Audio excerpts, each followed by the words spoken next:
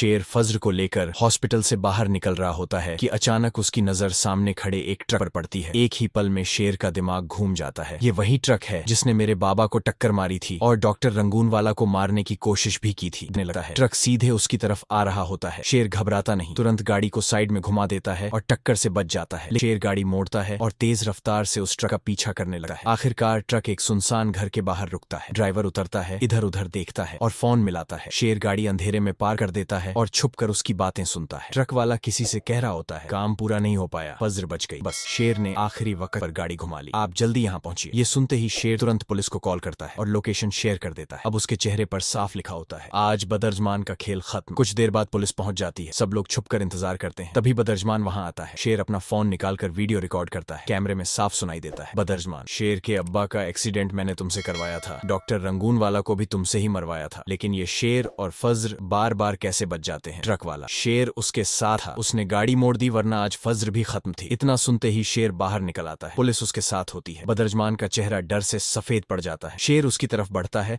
और सबके सामने उसे जोरदार थप्पड़ मारता है, फिर पुलिस के हवाले कर देता है। वापसी के रास्ते में शेर और फज्र की मुलाकात अचानक काका साहब से होती है। काका साहब गाड़ी से उतरते हैं। फज्र उन्हें देखते ही दौड़कर गले लग जाती है। उनकी आंखों में आंसू होते हैं। काका साहब धीरे से कहते हैं, आज मैं तुम दोनों के बारे में एक अहम फैसला सुनाना चाहता हूँ। शेर चौंक कर पूछता है, कौन सा फैसला काका साहब? काका साहब गंभीर आवाज में जवाब देते हैं, मैं तुम्हारा और फज्र का निकाह कोर्ट में अपने हाथों से कराना चाहता हूँ, क्योंकि मलिक सुजात कभी राजी नहीं होगा और ये काम मैं खुद करूंगा। तीनों कोर्ट पहुंचते हैं। वकील सवाल करता है, क्या आपको निकाह कबूल है? शेर और फज्र एक साथ बोलते हैं, हाँ हमें कबूल है। खुशी से दोनों की आंखें चमक उठती हैं, लेकिन किस्मत को कुछ और ही मंजूर होता है। वापसी में मलिक सुजात उन्हें देख लेता है और उनकी तस्वीर खींच लेता है। जब काका साहब घर पहुंचते हैं तो सुजात गुस्से से फट पड़ता है, आप कहां से आ रहे हैं? काका साहब शांति से कहते हैं, मैं अपने दोस्त से मिलने गया था। सुजात तस्वीर दिखाता है। काका साहब ठहर कर साफ कहते हैं, हाँ मैंने शेर और फज्र का निकाह करवा दिया है, जो करना है कर लो। ये सुनते ही सुजात चीखने चिल्लाने लगा है। उसकी ऊंची आवाज से काका साहब का दिल जवाब दे देता है। वो जमीन पर गिर पड़ते हैं। घर वाले चीखते हुए उन्हें उठाते हैं और फौरन हॉस्पिटल ले जाते हैं। डॉक्टर बाहर आकर कहते हैं, इनको दिल का दौरा पड़ा है, अब अगर जरा सी भी टेंशन हुई तो ये जान से हाथ धो बैठेंगे। शेर और फज्र भी दौड़कर हॉस्पिटल पहुंचते हैं। सबके चेहरे पर बेचैनी होती है। थोड़ी देर बाद काका साहब को होश आता है। वो कमजोर हाथों से शेर और फज्र के हाथ पकड़ते हैं और मलिक सुजात से आखिरी बार कहते हैं, मैंने इन दोनों का निकाह करवा दिया है, अब ये मेरी आखिरी वसीयत है कि तुम भी इसे मंजूर करो। ये कहते ही उनकी आंखें हमेशा के लिए बंद हो जाती हैं। पूरा घर रोने लगा है। कुछ दिन बाद बताते हैं, शेर घर लौटकर फाजिर से कहता है, आज मैं बहुत खुश हूँ, मेरे बाप का कातिल पकड़ लिया गया है, मगर सबसे बड़ी खुशी ये है कि आज तुम मेरी दुल्हन बन गई हो। फाजिर भी मुस्कुराकर खुश हो जाती है। इस मौके पर शेर फाजिर को एक खूबसूरत तोहफा देता है, डायमंड रिंग। वो अपने हाथों से फाजिर की उंगली में पहनाता है। फाजिर कहती है, तुम जैसा मोहब्बत करने वाला मुझे कभी नहीं मिल सकता था। दोनों परिवार एक हो जाते हैं। पुरानी दुश्मनियां खत्म हो जाती हैं।